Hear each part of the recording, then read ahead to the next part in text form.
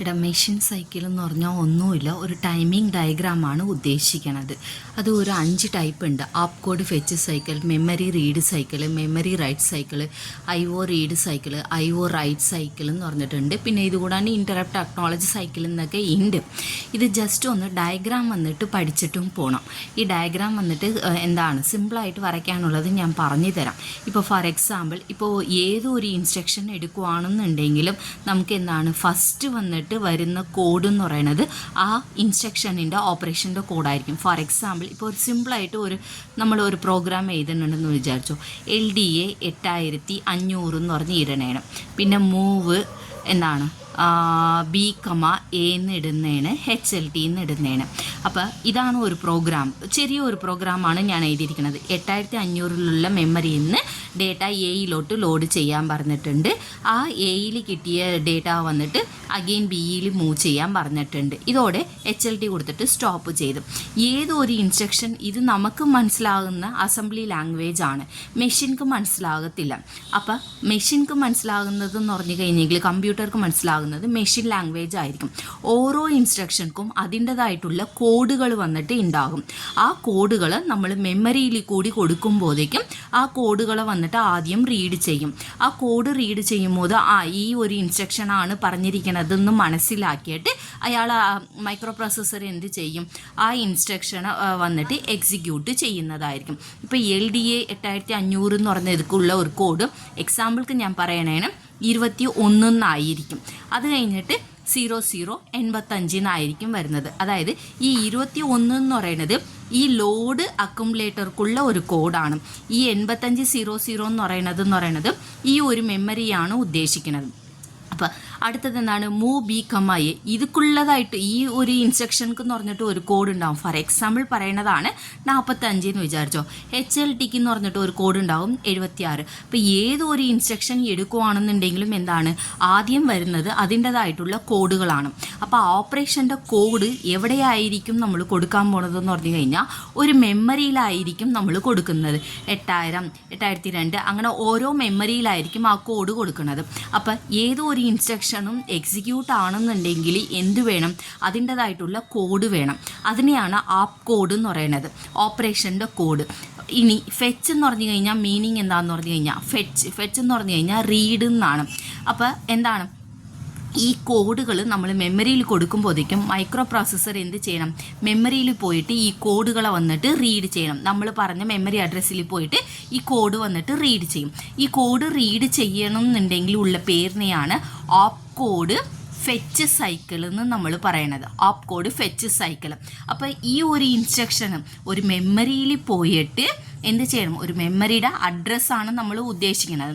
ആ മെമ്മറിയുടെ അഡ്രസ്സ് ഇതാണെന്നുണ്ടെങ്കിൽ ആ മെമ്മറി അഡ്രസ്സിലാണ് എൻ്റെ ഫസ്റ്റ് കോഡ് ഉണ്ടെന്നുള്ളത് മൈക്രോ പ്രോസസ്സർക്ക് പറയുമ്പോഴേക്കും മൈക്രോ പ്രോസസ്സർ എന്ത് ചെയ്യും, ആ അഡ്രസ്സ് പോയിട്ട് മൈക്രോ പ്രോസസ്സറിൽ നിന്ന് ആ കോഡ് റീഡ് ചെയ്തിട്ട് കൊണ്ടുവരും അല്ലേ.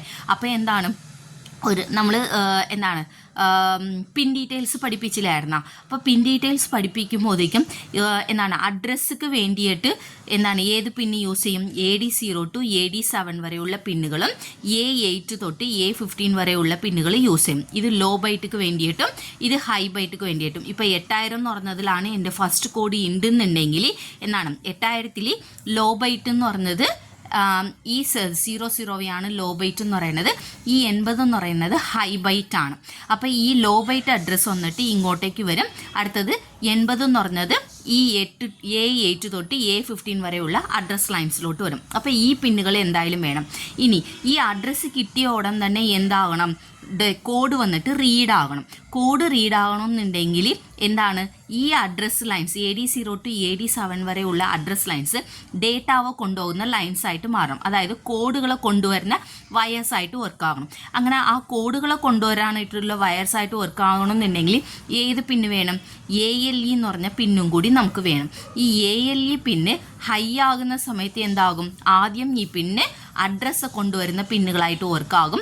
പിന്നെ ALE പിന്ന് ലോ ആയി കഴിഞ്ഞെങ്കിൽ ഡേറ്റാവോ കൊണ്ടുവരുന്ന പിന്നുകളായിട്ട് മാറും അല്ലേ. അപ്പോൾ ALE എന്ന് പറഞ്ഞാൽ ഒരു പിന്നും വേണം. ഇനി നമ്മൾ എവിടെ നിന്നാണ് ഈ കോഡുകൾ റീഡ് ചെയ്യാൻ പോകണമെന്ന് പറഞ്ഞ് മെമ്മറിയിൽ നിന്നാണ് റീഡ് ചെയ്യാൻ പോകുന്നത്. അപ്പം മെമ്മറിയിൽ നിന്നാണോ IO ഡിവൈസസിൽ നിന്നാണോ റീഡ് ചെയ്യേണ്ടതെന്നുള്ളത് പറയണം. അപ്പോൾ അതിന് വേണ്ടിയിട്ടുള്ള ഒരു പിന്നാണ് IO/M എന്ന് പറഞ്ഞ പിന്ന്. അപ്പോൾ ഈ പിന്ന് ലോ ആണെങ്കിൽ മാത്രമേ എന്താകത്തുള്ളൂ, മെമ്മറി ഡിവൈസസിൽ നിന്ന് കോഡ് റീഡ് ആകത്തുള്ളൂ. ഇനി റീഡ് ഓപ്പറേഷൻ ആണോ റൈറ്റ് ഓപ്പറേഷൻ ആണോ എന്ന് പറയുമ്പോഴത്തേക്കും കോഡ് എന്താണ്, ആ മെമ്മറിയിൽ നിന്ന് റീഡാണ് ആകേണ്ടത്. അപ്പോൾ എന്ത് വേണം, റീഡ് എന്ന് പറഞ്ഞ ഒരു പിന്നും കൂടി നമുക്ക് വേണ്ടി വരും അല്ലേ. പിന്നെ ഇത് രണ്ടും കൂടി ചേർന്നിട്ട് ഒരു സ്റ്റാറ്റസ് പിന്നുകളും കൂടി പറഞ്ഞില്ലായിരുന്നു, S1 S0. അപ്പോൾ ഈ പിന്നുകളെ കുറിച്ചിട്ടുള്ള എന്താണ്, എങ്ങനെയാണ് ഹൈ ആകുന്നുണ്ട് ലോ ആകുന്നുണ്ടെന്നുള്ള ഒരു ടൈമിംഗ് ആയിട്ട് നമ്മൾ ഡയഗ്രാം ആയിട്ട് കാണിക്കണം. അതാണ് ഈ ഒരു ടൈമിംഗ് ഡയഗ്രാം എന്ന് നമ്മൾ പറയുന്നത്. അതായത് ഇതിനകത്ത് നോക്കുകയാണെന്നുണ്ടെങ്കിൽ ക്ലോക്ക് പൾസുകൾ ഇങ്ങനെ കണ്ടിന്യൂസ് ഇങ്ങനെ വന്നുകൊണ്ടേയിരിക്കും. ഓരോ ക്ലോക്ക് പൾസും നമുക്ക് തുടങ്ങുന്നത് നെഗറ്റീവ് തൊട്ട് പോസിറ്റീവ് എന്ന് പറഞ്ഞിട്ടായിരിക്കും തുടങ്ങേണ്ടത്.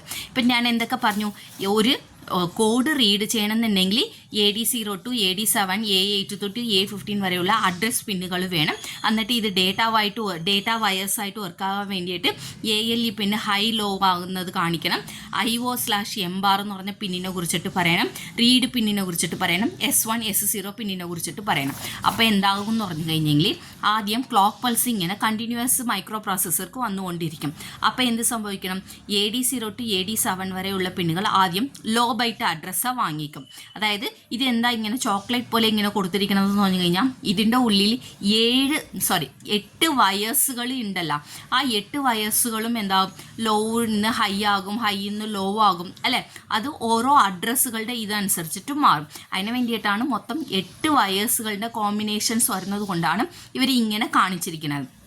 അടുത്തത് എന്താണ്, A8 തൊട്ട് A15 വരെയുള്ള പിന്നുകളും ഹയർ ബൈറ്റ് അഡ്രസ്സുകൾ വാങ്ങിക്കുന്നതായിരിക്കും. ഫോർ എക്സാമ്പിൾ ഞാനിപ്പോൾ പറഞ്ഞത് 8000 എൻ്റെ ഫസ്റ്റ് കോഡ് ഉണ്ടെന്നുണ്ടെങ്കിൽ 00 എന്ന് പറഞ്ഞ ലൈനുകൾ എന്താണ് AD0 to AD7 വരെയുള്ള എന്താണ് പിന്നുകളിൽ കൂടി വരുന്നതായിരിക്കും.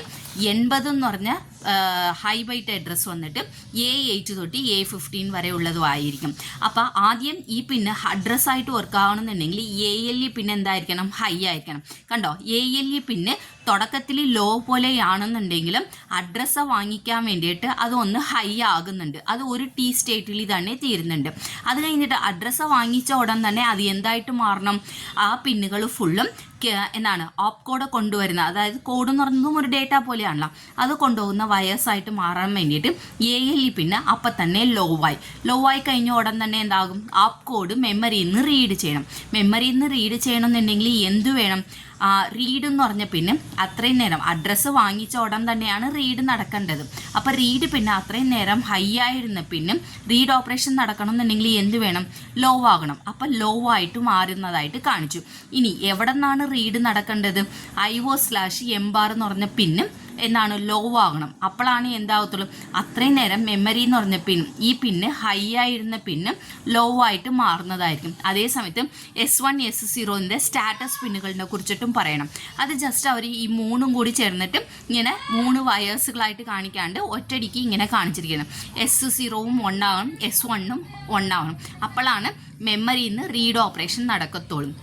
അപ്പോൾ ഇങ്ങനെ മൊത്തത്തിൽ ഒരു കാണിക്കുന്ന ഒരു ഡയഗ്രാമിയാണ്, വിഷ്വലൈസ് ആയിട്ടുള്ള കാണിക്കുന്ന ഒരു ഡയഗ്രാമിനെയാണ് നമ്മൾ എന്തെന്ന് പറയുന്നത്, മെഷീൻ സൈക്കിൾ അല്ലെങ്കിൽ ടൈമിംഗ് ഡയഗ്രാം എന്ന് പറയുന്നത്. ഇത് ഓപ്പ് കോഡ് ഫെച്ച് സൈക്കിൾ എന്ന് നമ്മൾ പറയും. അടുത്തത് എന്താണ്, ഇപ്പോൾ ഇതിൻ്റെ ഓരോ ഇൻസ്ട്രക്ഷൻക്കുമുള്ള കോഡ് റീഡ് ചെയ്തിട്ട് എന്ത് വേണം, അതിൻ്റെതായിട്ടുള്ള ഡേറ്റാവോ വന്നിട്ട് റീഡ് ചെയ്യണം.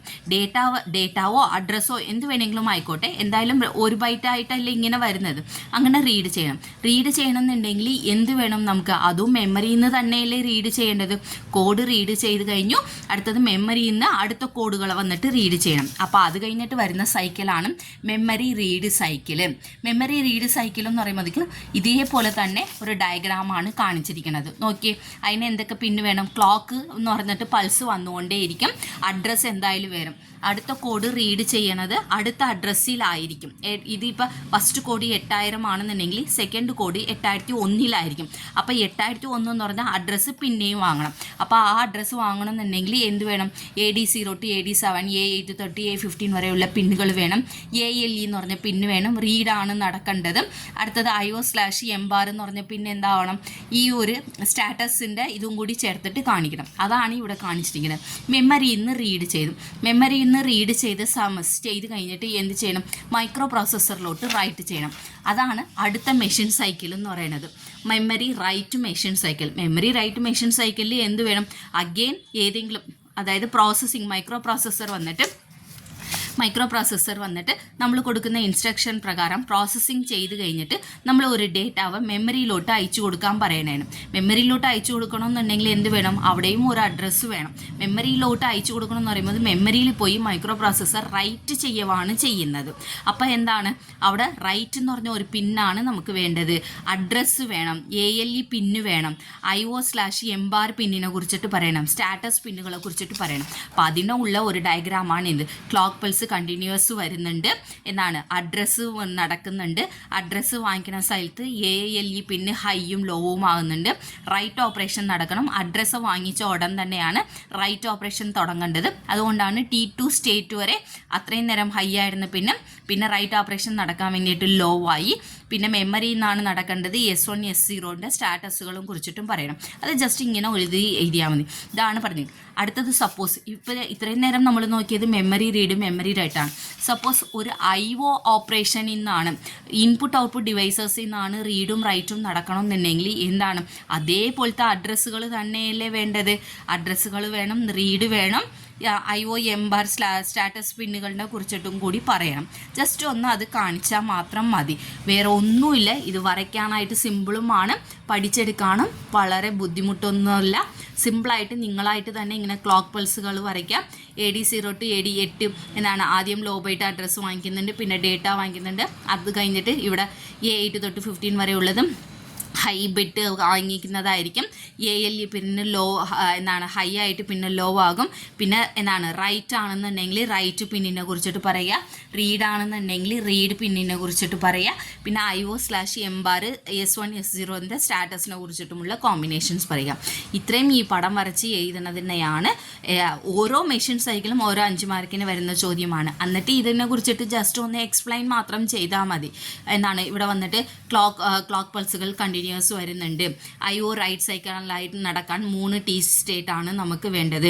ഒരു T സ്റ്റേറ്റ് എന്ന് പറയുന്നത് നെഗറ്റീവ് തൊട്ട് പോസിറ്റീവ് വരുന്നതിനാണ് ഒരു T സ്റ്റേറ്റ് എന്ന് പറയുന്നത്. അടുത്തത് ഒരു IO റൈറ്റ് ഓപ്പറേഷൻ നടക്കണമെന്നുണ്ടെങ്കിൽ ഈ പിന്നുകളൊക്കെ ആവശ്യമായിട്ട് വരുന്നുണ്ട്. ഈ പിന്നുകളൊക്കെ ആവശ്യമായിട്ട് വരുമ്പോഴത്തേക്കും ആ അഡ്രസ്സുകളെ കുറിച്ചിട്ട് പറയണം. ALE പിന്നെ ഹൈ ഇന്ന് ലോ ആകണത് പറയണം. റൈറ്റ് ആണ് നടക്കണമെങ്കിൽ റൈറ്റ് പിന്നെ ഹൈ ലോ അത്രയും നേരം ഹൈ ആയിരുന്നത് അഡ്രസ്സ് കിട്ടിയ ഉടൻ തന്നെ ലോ ആയിട്ട് മാറി എന്നുള്ളത് പറയണം. IO/M ബാർ S1 S0യുടെ സ്റ്റാറ്റസിനെ കുറിച്ചിട്ട് പറയണം. ഇത്രയും നിങ്ങൾ പറഞ്ഞു പറഞ്ഞെങ്കിൽ തന്നെ ഒരു 10-15 മാർക്കിൻ്റെ ഇത് കഴിഞ്ഞു.